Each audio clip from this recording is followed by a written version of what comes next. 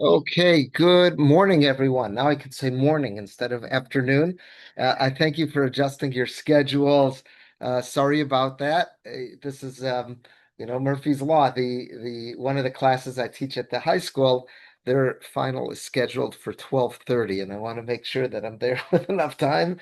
And that wouldn't have worked out if we started at noon. So thank you very much for adjusting your schedules to be here a little earlier today. Today is Wednesday. It's the 10th of June, and we're getting ready for Parshas Shelach. And I want to share some Divrei Torah on you from Rav Sorotzkin from the Znaim LaTorah that I saw this week. I hadn't seen these before. These really helped. These helped open up parts of Parshas Shelach to me. I hope you'll appreciate them as well. So here you go. We're going to see several ideas from Rav Sorotzkin on this week's Parsha. So let's see, right? We know how the Parsha begins. The main theme in Parsha Shalach is the story of the spies, those scouts, that here it was that they were days away from entering into the land of Israel, and the Jewish people just were lacking some degree of trust in Hashem. And they said, we want to send out our spies just to make sure we go about this the best way possible. Hashem tells Moshe, I'm not commanding you to do it, and I'm not telling you not to do it. You got to think long and hard if you think this is a good idea.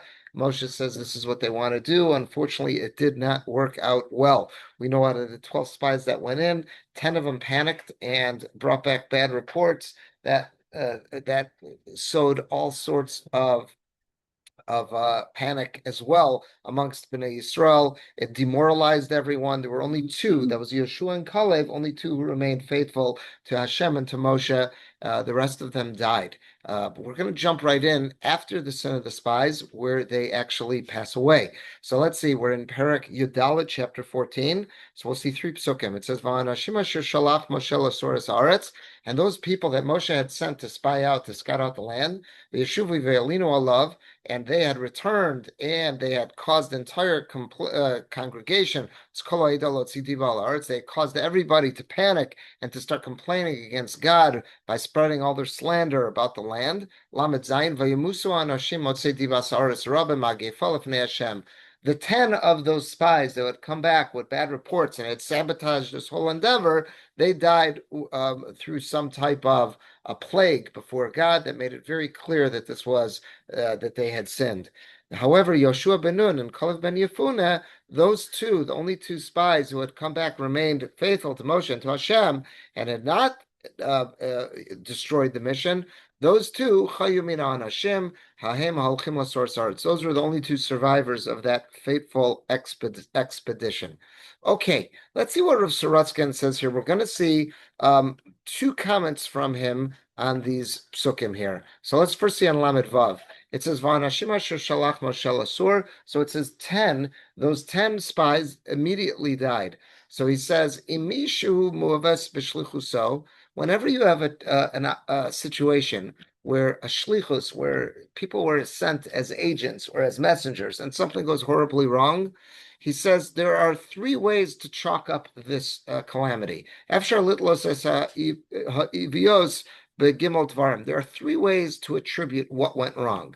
You could either say b'mishaleach, it was either the one who sent them, he had either not prepared them right, he had done something wrong, or it could have been something wrong with the actual mission. It was a flawed mission. Or maybe the agents, the people who had been chosen, they were flawed. So there's when you're trying to understand why a mission goes wrong, there are one of three parties to point the finger at. You can either say it was the sender, the actual mission, or the one who was sent.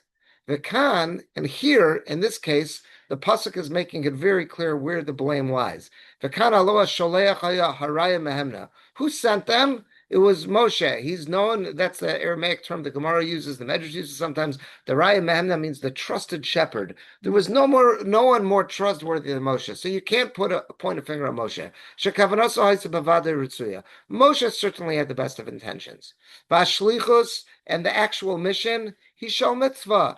That was a mitzvah mission. Lasuras Haaretz. He wanted them to go scout out the land. He was hoping they were going to come back with glowing reports about what kind of an incredible place it was.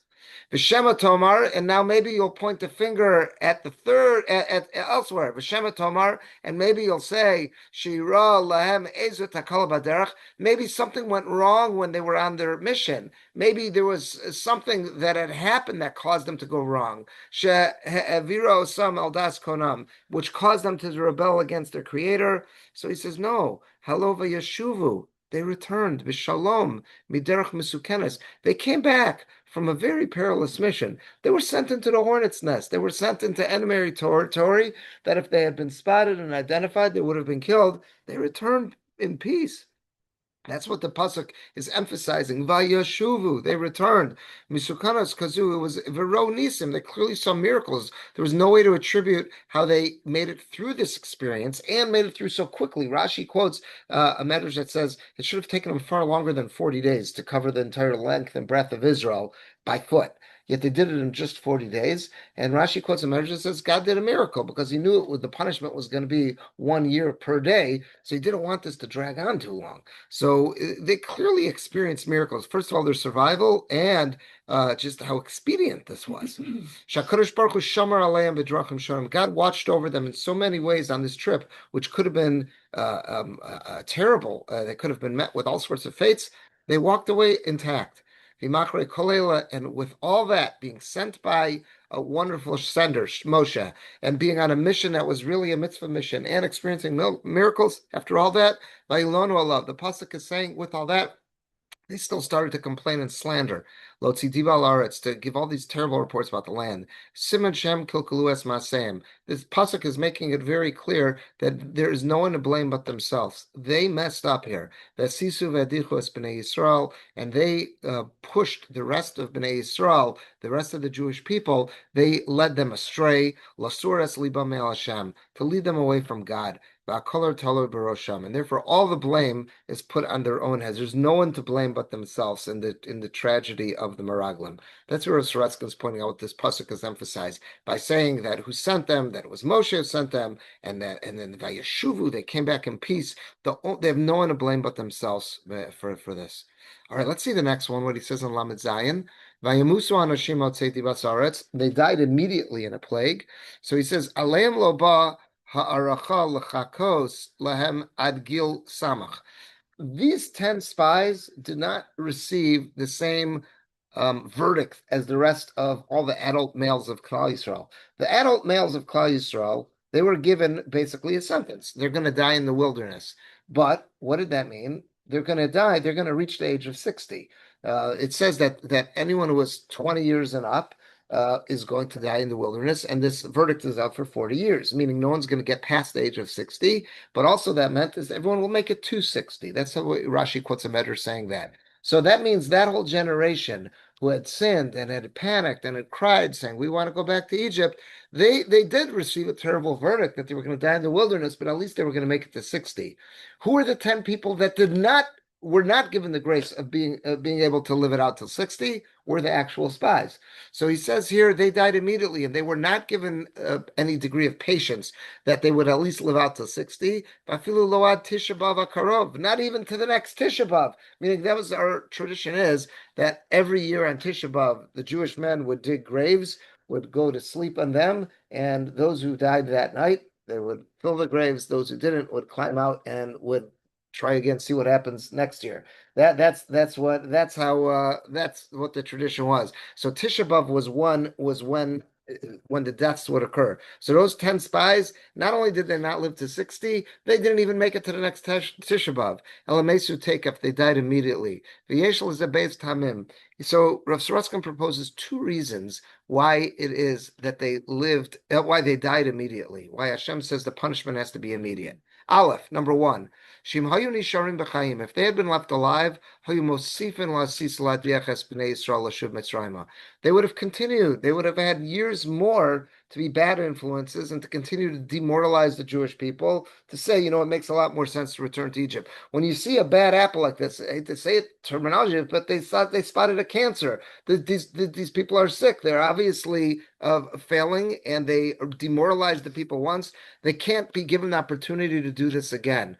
So he says V'zeh shenemar, that's why the pasuk emphasizes, why did they die now? Motzei dibas aretz, because who were they and what was their crime? They were the ones who came back. There was no one who could do the damage that they could do because they saw it with their own eyes. They saw the land of Israel and they came back with a terrible report. Lashon hova umatzmir, it says motzei dibas aretz, those who bring out the bad reports on the land. It didn't say those who brought out the ones asher yatsu dibas aretz. It says motzei, that's who they are. They're still spewing it.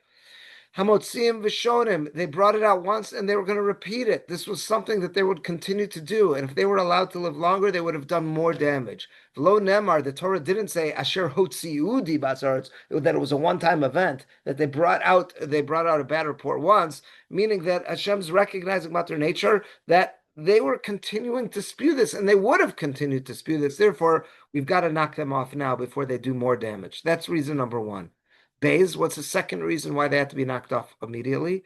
Shalidei zeh, by them being knocked off right away, shekola asara mesu b'magifa b'yomal, by the fact that all 10 of them die in a plague on the same day, Yeshua and Kalev nishru b'chaim, and then 2 spies, Yeshua and Kalev, are left alive. Yedu akol. There's no room for doubt as to what happened here. It's just this makes it abundantly clear. Shesheker anu aseres hamaraglim b'Hashem avartzo, that those 10 had clearly spread falsehoods about God, His abilities to beat the enemies of Am Yisrael, and about the land that He promised the Jewish people. The Yedu shechatu, and this would send the message home immediately to the Jewish people. We all messed up by believing the report and crying how we want to go back to Egypt. We got to get away from this. El shekvar hayolacher gzar dinam b'shavua. So he says, however, God pushed off the decree on the rest of Am Yisrael that, okay, they'll be able to live till 60, or at least make it till the next Tisha B'Av, whatever it may be. But by the fact that these 10 died immediately, and it clearly shows Yeshua and Kalev were around, it clearly, there's no room for doubt as to what had gone wrong here, who was in the right, and that the rest of Am Yisrael has to get this out of their system. So those are 2 theories he has for why is it that the spies were killed immediately. Okay, that's Rav Sorotskin on the Parsha. Every now and then, he doesn't do this on every Parsha, but every now and then, he also has Divrei Torah on the Haftorah. And I wanted to share these with you because I thought these were very interesting. Because the Haftorah, we always know that the Haftorah is related to the Parsha.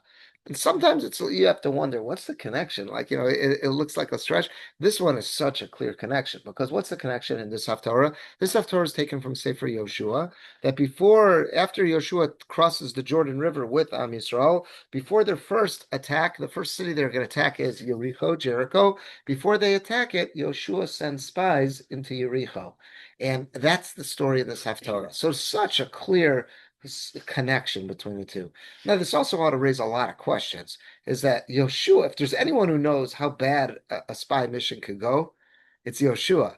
And you almost wonder, like, why, are you really sure you want to do this? You saw this worked out 40 years ago. You and Kalev are the sole survivors of that incident, and you see how the bad reports that other spies brought back, everything went wrong. So I've seen some commentaries draw some very, very serious contrasts and look at all the nuances in the story of Yeshua sending the spies as to what he did very differently, even though it's just hinted to in the psukim, to make sure that this was not a repeat debacle of the mission that he had been involved in 40 years prior. We're going to take a look at 2 pieces from Rav Sorotskin on this Haftarah. The first piece is going to deal with that. The second one is just opened my eyes to something completely different. Let's see his first one. He says, Vayishlach Yeshua, and then it says, Shnaim anashim raglim cheresh. He sent out 2. This was not 12. It was not a representative from every shevet. He handpicked 2 specific spies, and he sent them cheresh. Cheresh is usually means a deaf mute. Someone who's deaf mute. Here, cheresh means this was on the low. This was absolute secret. This was a covert operation. This was so secret, Am Yisrael didn't even know that these spies went out. That's what cheresh means here. So he sent it on the low. He sent them beneath the radar screen. This was a stealth mission. So let's see what it says here. Derech kol meragel lahastir es zuaso matraso. It's the way of every spy, anyone who's on a scouting mission, they have to camouflage. They have to hide what is it that they're doing and what's their mission? Because otherwise their life is at risk. If they become known to the enemy, shu balaragel, that they're there to scout, to spy, and to bring back a report, everyone agrees they'll be put to death. Why here did the Navi have to throw in the word cheresh, that Yoshua sent these spies on a secret mission? Of course it was secret. You never want the enemy to know. No one ever makes an announcement that says, oh, we're sending in spies now. So of course it was cheresh. So he's going to say cheresh doesn't mean from the enemy. Cheresh means from who? From Bnei Yisrael. That's what he's going to say here. So let's see what he says. Yesh Lomar. So he says, Yesh Lomar Shabab Zelodia. What is this coming to tell us? Why does the Navi emphasize that these spies, these two spies, were sent cheresh on a secret mission? So he says, Lodia, this is teaching us Shagam Etzem Mishloach Hamaraglim Haya Cheresh. Even the sending of these spies was an absolute secret. Sod Tzvi was a military secret. This was something, if you would have taken, ask everyone, what are we waiting for? Why don't we go again? Oh, I don't know. We must just be waiting for, we're making some more tchelos. Who knows what it is? We're waiting for something, this season's going to change. Nobody knew about this. This was absolute top secret here. Afilu l'machne Yisrael, the Jewish encampment knew nothing about this. He says, I'll bring you a proof. Lefichach matzinu. And therefore we find, so not only is he saying Cheresh alludes to this, because I'll bring you more proofs. So we find also in this Haftorah, Shachriz Yeshua Bekerv HaMachaneh. What does Yeshua do? He announces to the camp, Hechinu lachem tzeda, start preparing food for yourself, everyone. Ki ba'od gimel yamim atem ovrim es hayarden. In another 3 days, you're going to cross the Jordan. Remember, right at this point, they have not crossed the Jordan yet. So what did he do? He makes this announcement. V'lo shalu also, and nobody asked them, Hashalach halo shalach ragel es haaretz. But 1 second, didn't you send spies over? Nechake ad sheyeshuvu amraglim v'nishma ma b'fiyam. Shouldn't we wait at least to hear till they come back and we hear the report? But in fact, no one asked that means they had no idea these spies were ever sent out. But in fact, Yeshua could make this announcement, and everyone says, okay, yeah, we'll start putting our kits together. We'll start making our sandwich bags for our kids. But the fact that they're all doing that, and no one says, well, 1 second, well, why are you acting so fast? We got to wait to hear the report. They had no idea that the spies were ever out there. Nobody knew that he had ever sent spies. Vigam b'shuvam nemar, and also when they returned, what does the pasuk say? Vayavo el Yoshua benun, that they came to Yeshua, v'yasaper lo, they spoke to him. Vayomru el Yoshua, and they spoke to Yoshua. V'lo ishtatef in sarat tzava ish mibnei Yisrael. Nobody else was mentioned there. No generals, no commanders, nobody. This was only people who were privy to this entire episode was Yoshua and these two spies. Absolutely nobody else knew about this. So he says, sorry, I just lost the spot. Lo b'shiluach hamaraglim, no one was aware that they were sent. Lo b'shas mesiras hamsaososam, and also nobody was aware when they were giving their findings, when they were presenting the report to Yeshua. Why did Yeshua act this way? Because there was a terrible debacle that took place in the days of Moshe. Shekol ha'am l'shvatav shalach meraglim, that every shevet picked a representative and sent them as a spy, and then heard from them the report, and that and that served as a reason for an incredible rebellion and the slander. That's why Yeshua didn't get anybody else involved. He says, I'm going to do this right. Yeah, we got to do something. I have to send a spy mission because, again, we're going to rely on God's miracles, but we still have to do some degree of ishtadlus. But I'm going to do these efforts in a way that's going to make sure nothing gets sabotaged here. No one's going to know this besides for me and the two guys that I sent. They're going to report to me. By the way, it makes me think, what if these two guys would have come back with a bad report? What do you think Yeshua would have done? He probably would have taken measures to make sure they don't infect the rest of the people. Again, thank God it didn't work out that way. But we don't, but just makes you think about that for a second, right? If the whole goal is to make sure the people never find out about this, this is great that it worked out well. What if these guys would have succumbed to whatever temptation the first 10 would come to? I don't know what he would have done, but He was for being proactively prevents it. Oh, 100%. I'm just saying again, remember, if the whole goal is the Am Yisrael never hears from these guys, it just makes you wonder. Again, thank God that didn't happen. And you're right, he probably took steps that he handpicked. What? He also handpicked, but remember, it says by the Meraglim Kulam Anashim that the all 12 that Moshe picked, these weren't troublemakers. These were Anashim Chashuvim. They something went wrong when they were on their mission. Need to bring back the back report? Yeah, you would have imagined that they learned but I'm saying obviously Yeshua is not totally depending on that. Otherwise, he would have made more of an announcement. He would have gotten more tribal representatives. He's doing this on the down low in a stealth mission because he wants to make sure nothing bad is repeated. It just again in my own mind, I was just wondering, and just what was his contingency plan? Again, it could be he said, I don't need a contingency plan because I'm doing this right. As the other 10. I mean, they were such, I guess, because they were in party, but like. The Medrash talks about that they did try, And I'm sure very hard that they spoke to all of the people. There's definitely commentaries on this. Actually agreed. Correct. Kalev was trying to. They saw. Correct. Kalev was trying to play a double agent role. He knew he's clearly in trouble, or he wouldn't get a chance to convince the rest of Am Yisrael. They wouldn't give him a chance to speak if they saw he was on Team Yoshua. And the spies given their report, and the Bnei Yisrael themselves not have murmured in their tents. Like in other words, what if they wouldn't? What if they say we're such great faith that we're not going to listen to your bad report? Okay, that's the. But we're sure that Hashem. We believe Yoshua and Kalev. Yeah. Seemingly that the entire Klal Yisrael. They got spooked out, and but here again, Yeshua is doing everything to make sure this doesn't repeat itself. So he just ends here by saying, that's why he did not involve anybody else. It was just him and the two spies that he hand chose.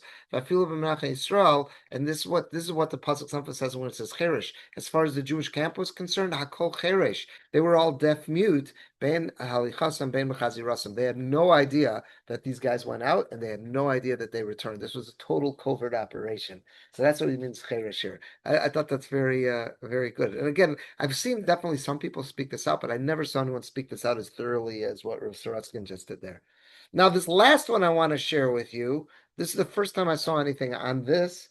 This is I think there's something about this Haftorah and about this incident that raises a lot of red flags. Well, let's just put it out there. Where did these spies go? These two spies who go into Yericho, of all the places to hide out, of all the places to seek shelter, where did they go? To a woman named Rachav.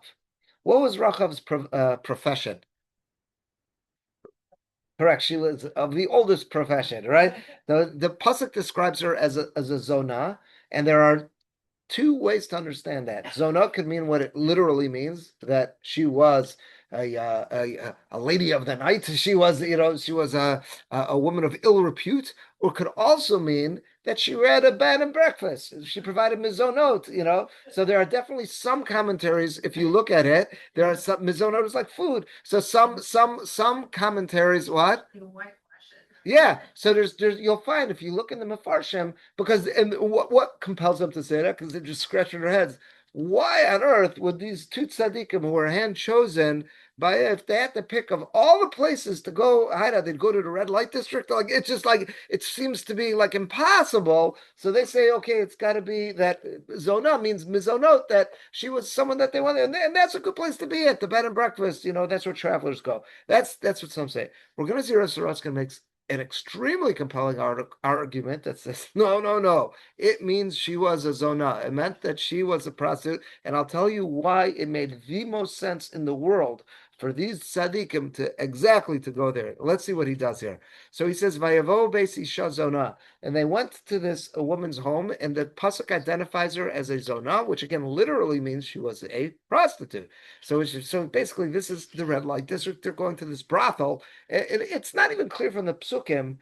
Was she just the madame? Was and there was other zonot in her brothel, or if this was she was the star of the show. It's not even clear. Let's see what it says here. They went to this house of this zona.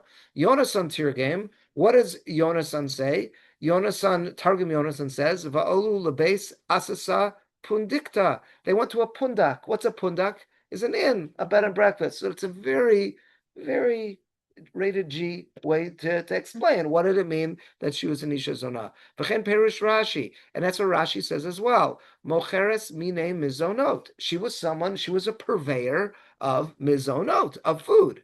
Aval Chazal Darshu, however, our sages in the Gemara and the Medrash say, Sharachav Haisa Zona Mamish. No, no, no. This was not Disney. This was not rated G. This was a house of ill repute.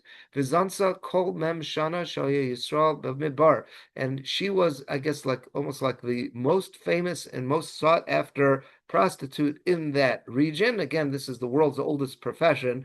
And it says that there she was all 40 years that the Jews around her in the wilderness. Again, I don't know what her length of years was. All 40 years she was in the wilderness. That was her business. And shocking, when the Jews came into Israel, she had this massive turnaround, this sincere turnaround, Nisgaira, and she actually converted and became a Gioris, a Ger Tzedek, a righteous convert, ends up joining Klal Yisrael. Absolutely. Exactly. According to some, she married Yoshua even, which is absolutely shocking. But this is the way you talk about a turnaround. You're not just talking about, okay, some Hollywood celebrity who had later in life this is someone who's really, really the bottom of the barrel of in terms of promiscuity. So it says, Umemela tzarich lavin. If that's the case, if Chazal are understanding that she was a full-blown Zona, tzarich lavin, we have to understand, Lama bo dafka el beis isha Zona v'lo chashashu l'chshad. Why would these two tzaddikim who were hand chosen by Yeshua have gone to this most well-known popular brothel in the region? Why weren't they suspicious that, hey, I don't want to get associated with that? Chshad means suspicion. I don't want anyone to say about me, that's where I was hanging out. I don't want that. I don't want the security cameras catching footage of my car parked in that lot. That's not, why on earth would they have gone there? So Rav Sorotzkin is going to make a compelling argument about this is the most strategic move that they could have possibly made. They did this because they were scared. They realized our lives are in danger going into the city of Yericho. And the safest thing to do is don't go anywhere else. Don't go to Motel 6. Specifically, go to the brothel. Why? If they had gone to a respectable motel, if they had gone to anyone else, if they had gone to an Airbnb, they immediately would have been seized and they would have been handed over to the authorities. Because they would have been suspected as spies. Maybe they would have been put to death, al eser mishpat, even before they got taken to court. And look at this Hebrew word, b'mishpat. What's that word? Lynch. He goes, isn't that interesting? How he does that? He says they would have been lynched. They would have been torn to pieces. They never even would have been handed over to the authorities. Mishpat ha'am, the people themselves would have exacted justice on them. Lefikach, therefore, what did they do? Intentionally, nichnasu lebesi shazona. They went to this brothel. Shekola nichnas l'sham. Everyone else who's there, mispayesh mechavero misyarei. Nobody is there who's saying, I'm proud to be here. Everyone's coming in with a hoodie. Everyone's coming in a disguise with a mask on. No one wants to be looking anyone in the eyes because no one wants the other person to recognize them. They said this is the safest place to be. It's genius how he's saying this here. So he says, Shem, why were they so embarrassed? Why was all the other customers there so scared? Shema Yodei el Rabim. I don't want word to get out that this is where I was. So everyone's coming in with a mask. No one's looking each other in the eyes. Shenichnas lebeis haboshes. No one wants the word to get out to their families to find out that they're in this house of ill repute. Lefikach lo yargishu b'hem. So that's the smartest place to go, where they could go incognito. And now he says further, Im gam heim yischapshu v'yistalku l'keren zavis v'yitlu shezeh mipnei busha. Now what they could do is just hide in a corner. And if anyone sees these guys, who are these two people sulking in a corner? They'll just assume shezeh mipnei busha. Okay, it's two members of society who just are embarrassed to be there. They don't want the word to get out. These are elementary school teachers at the local school. They don't want word to get out about this is how they're spending their weekend. So that's why they're hiding in the corner. No one's going to suspect. Oh, that's weird. Now, if they went into the local tavern, everyone's going to be looking around. Who's that? Why are they drinking alone? Why they do that? But if they're there and they're alone and they're hiding in a corner and they got their masks or whatever it is, it's not going to arouse any suspicions. Below he says, I'll even tell you more. Even if someone would have spotted them, even if red flags did go off in anyone's minds, someone does suspect them, someone does suspect them as being spies. Lo yimaru lefarsem zos barabim. They're not going to go publicize this. And they're not going to tell the king. Why? Because pen yiskala klona barab. Because then they're going to say, "Where did you see these guys?" They're going to have to. Where were you? Again, tell me again. Where were you? So this is the smartest place to be if they want to get away with it. Who's going to report them? This is genius.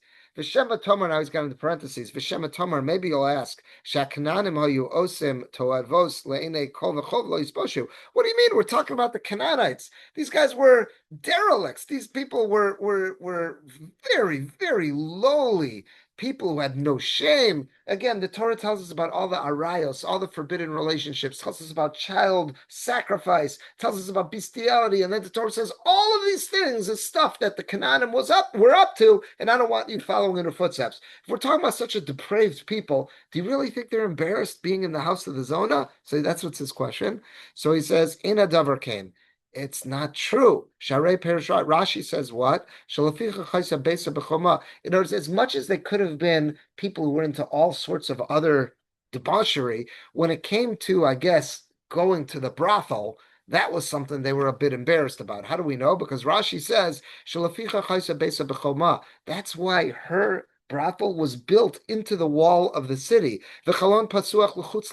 Why did she have it? It was the most strategic place. She had a window that was going out to the outside where people could climb down a rope. Why did she have it that way? Because people were embarrassed about being found there. That's what he says. Shayu minafim, because there was all sorts of philanderers who would go there. Olin aleha b'chavalim derech hachalon v'yoridim. They would go up and down by this rope or rope ladders, and that's how they would enter and exit. They didn't want to be seen on the street. So he's saying this is a proof that this clearly was a place where people were embarrassed to be found.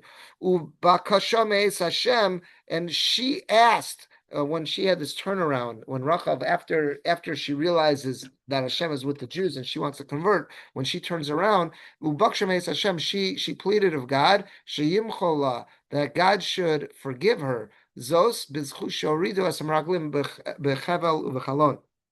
That in a certain sense she made tikkun. She atoned for what she did. There were so many philanderers who accessed her house of ill repute by coming up and down the rope ladder to get in her window. And she says, "What was my tshuva? That I sent out the Jewish meraglim. I let them escape that way. That was the way." Hooray! So what do you see from that? Shoya gam oz misbaishim. Even though the Canaanites were incredibly depraved people, nonetheless they were embarrassed to be hanging out at the brothel, at the house of ill repute. They were very embarrassed to go there. So again, it's hard to put yourself in their mind. Okay, bestiality, that's something they're proud of, but like, okay, this is where they draw the line. We have no idea like what their moral standards were there, what they were.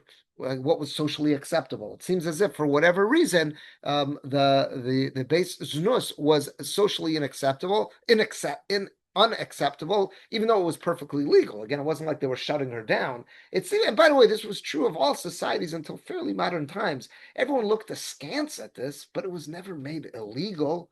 Every city had their notorious red light district, but it was just seen as just part of the human condition. It was, okay, there may have been ostensible, there could have been something, if it got too public, they might shut something down, but everyone knew it was there. There are all sorts of placards when you go to Beale Street. There's all sorts of historic markers that are there telling you what this region, aside from all the jazz music that was there was plenty known because of all the traffic that was going on the Mississippi River and all these people who were, on the loose and drinking and had some money to spend. That was the red light district as well. Okay, there was plenty of commerce going on, but there was plenty of bad stuff going on there too. This was a somewhat acceptable part of society until very, very recent times, and in some parts of the world, nothing has changed. And he says now Rav Sorotzkin saying further. He says I'll preview more about how this was the smartest place to go. It says later, it's eventually word gets out to the king of Yericho. Lemor hine anashim ba'u hine halayla mibnei Yisrael lachpores haaretz. So he's eventually what happens? She tells when agents are sent to her house.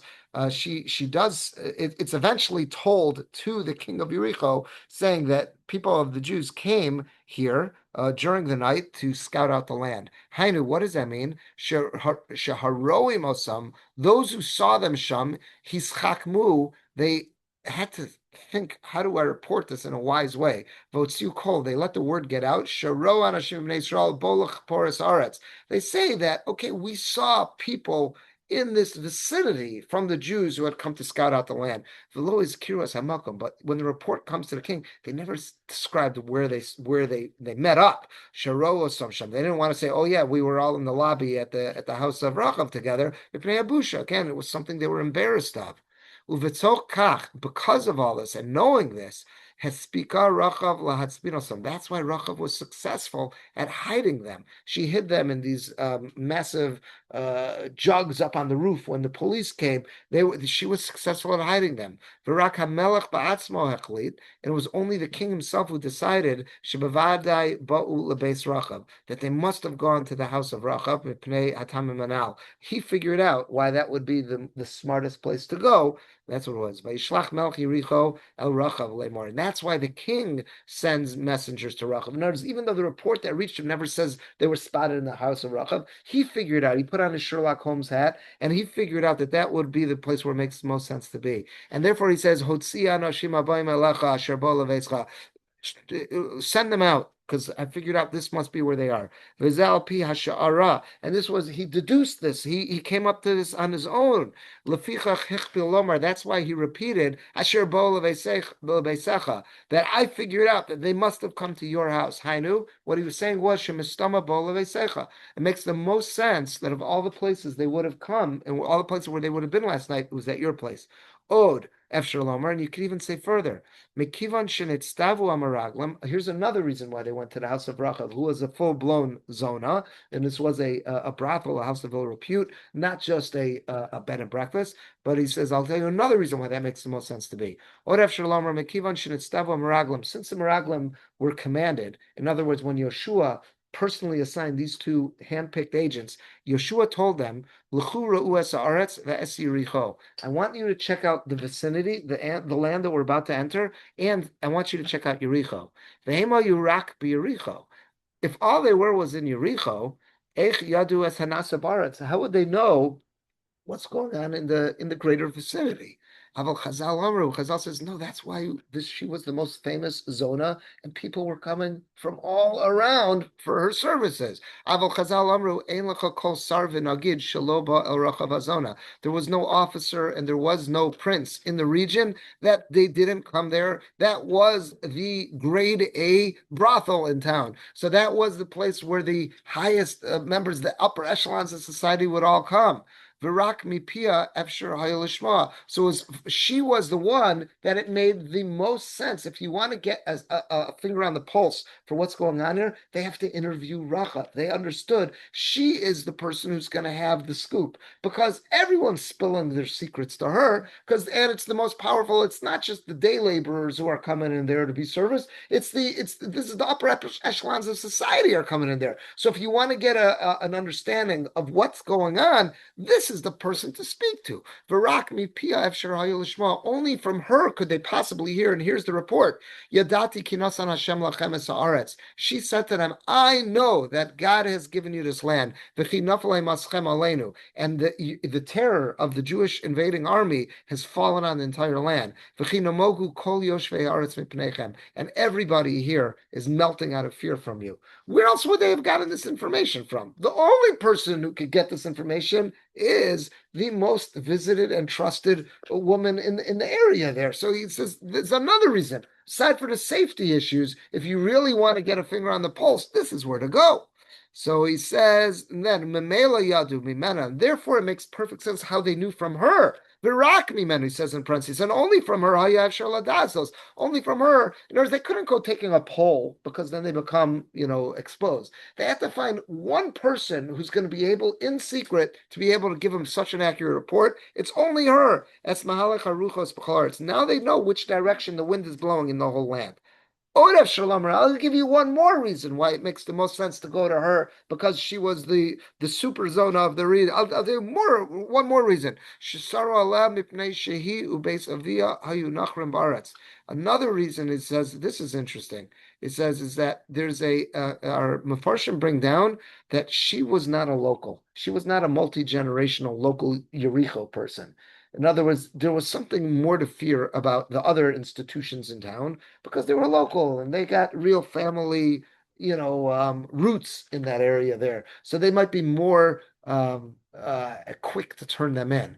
But they knew about her that she was not a local. She did not have local roots. She had actually been she had moved in. She had been an immigrant to Yericho. She had emigrated to Yericho rather. Now he says that from the Radak. The Radak in Yeshua says, "Leficha chaysa muteres achrei sheniskara liyeshua." And the Radak proves, because again, the question was, after she converted, she married Yeshua. How is that possible? If she was one of the Zion Amamin, one of those 7 nations there that we were supposed to go to war against, then how when she converted did all of a sudden it seems as if, okay, the option is gone. Once they were given, we have a tradition that all the inhabitants of Canaan were given 3 choices. Choice number 1 was leave. If we're coming in, you could either leave. There's only one nation who took him up on this. That was the Girgashi. Our tradition is the Girgashi left. They packed up and went to Africa. And Hashem, the reward was they got a really, really nice spot there that was loaded with all sorts of resources, and they were very good because they left Canaan. The other option was accept the Shiva Mitzvahs B'nai Noach, get rid of idolatry, pay taxes, and help us build up the land. Nobody took that option. And option 3 was, if you don't want to do that, it's all out war. But once you've given up on the other 2, you can't say, okay, now it's not like today where the world's constantly looking to give the Palestinians another chance. Okay, you chose war. There's consequences to war. War means if it chose war, it's all out war. You can't then choose the option of, okay, leave, or the option of Sheva Mitzvahs B'nai Noach and be in peace with us. Once you choose war, there's consequences. There's all out war, which again is the only reason why this conflicts continue going on decade after decade, is because the world isn't holding the Palestinians to any standard of, if you choose war, there's consequences, right? Everyone's constantly bringing it back. Okay, let's talk about this some more. But that's it. So the Radak wants to know, the nations of Canaan, by this point, by the time Yeshua goes in, they've chosen war. How does it make sense that Rachav later converts and marries Yeshua? You know what's the best explanation, Radak says? She wasn't from the 7 inhabitants of the land. She was a foreigner. She was from Ever Yarden, from another land. She wasn't subject to that system. So that's what they say about Rachav. So it says here, Radak says in Yeshua, Yeshua. That's how to explain why after she converts, she's allowed to marry Yeshua. Shalo Aleha Namar lo tischatem bam. About her, it was never said you're not allowed to intermarry with them. So she was. That's another reason. The first one was safety. Why they go to the house of Rachav, who's a full-fledged zona, was because of safety reasons. That's the place where the only place you go incognito. Second reason was that's where you get the biggest finger on the pulse. And third, this is kind of safety, was if you're looking for where you're going to have the best chances of someone who's not going to turn you in and willing to, give you the scoop on what everyone's feeling.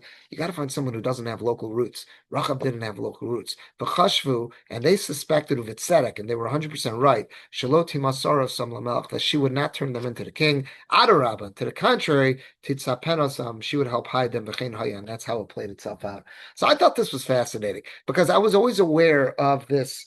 Of this debate between the commentaries about how to understand what did Rachav do for a living. Was she the oldest profession, or was she in the profession of selling food? That was always out there, but I never saw anyone make such a strong argument for why it makes so much sense and why this would have been the most strategically sound move for everyone to take, assuming she actually was a full-fledged zona. And that's it. But what's absolutely fascinating is here's Rav Sorotzkin making the most compelling argument that she was this incredible zona, yet at the end of the day, she has this wild turnaround. And according to the tradition we have, she was so sincere. This wasn't just out of fear, but out of such sincerity. And I'm sure they kept their eyes on her for a while to make sure that this was absolutely legit and sincere. Tradition is that she married Yeshua.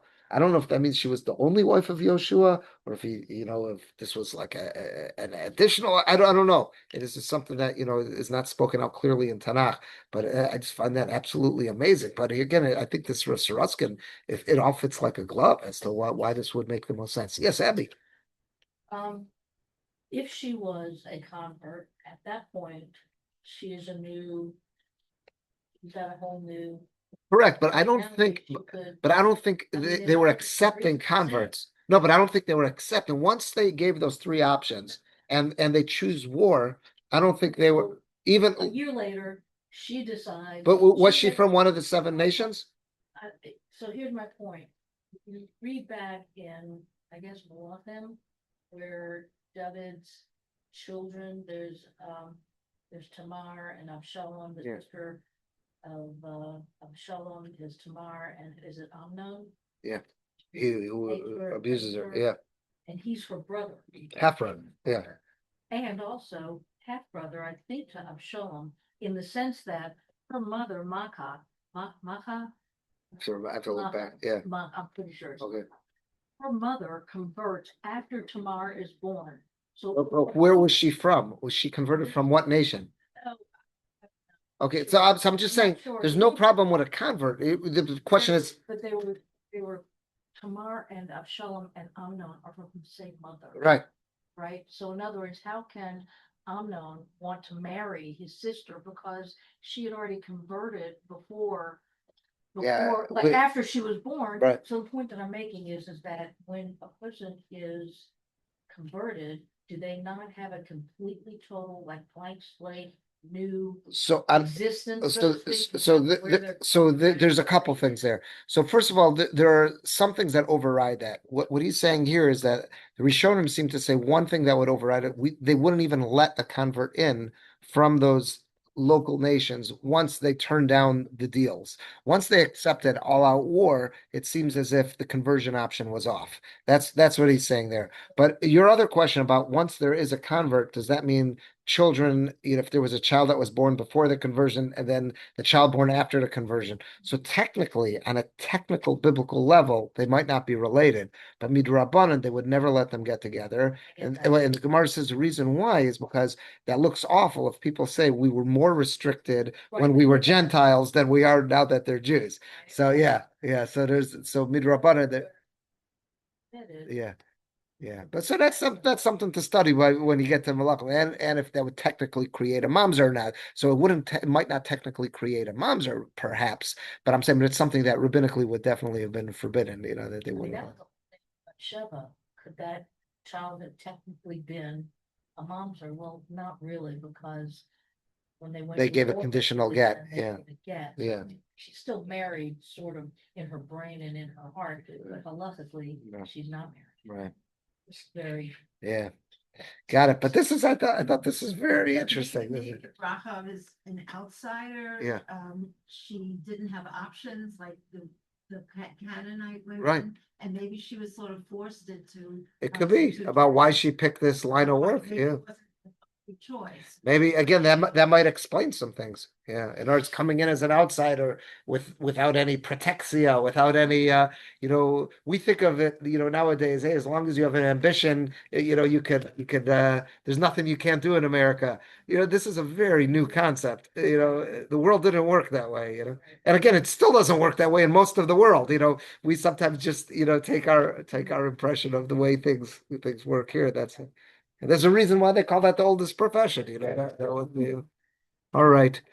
You got it. Well, thanks for joining, everyone. Have a great day. And again, thanks for adjusting your schedule. All right. You got it. You got it. Have a good day. Let me hit this stop here. All right. Have a good day, everyone. Okay, we see you. Mom, I see you online. How you doing? I'm good. So if is this exam time? Is that Yeah. This is exam week, so I'm gonna run to school now to give the dear. Chumash final. And you want to hear the Okay. timing? Guess what parsha our Chumash final is on? Yeah, Shalach. It's on Parshas Shelach. The timing is wild. My class will Yeah. have our Chumash final today on Parshas Shelach. I told the kids, like, you better come home with a Divrei Torah for Shabbos out of this experience. That's what I told them. Good luck. It's all go well. Thanks. All right, Mom, it's great to see you. Likewise, sweetheart. Bye Okay, bye. have a great day. Thank you. You too, dear. All right. Bye-bye. By the way, you watched the Zoom yesterday from Devorah's yurt site? Yeah. Yeah, Yes. I thought Hannah spoke nice, and that friend of Devorah's at the end who spoke, I thought she spoke very nice also. Well, yeah. I remember who she is, I don't remember. I don't know who that Yeah, was. yeah. She grew up in Shaker Heights, Yeah, and it sounded yeah. like Hannah knew her from NCSY. No, I don't think so. I think Mhm. maybe, I'm just okay. gonna give someone their But phone here. okay. Yeah, but Mom, but it was a very I thought it was a very tasteful program. It was very nice.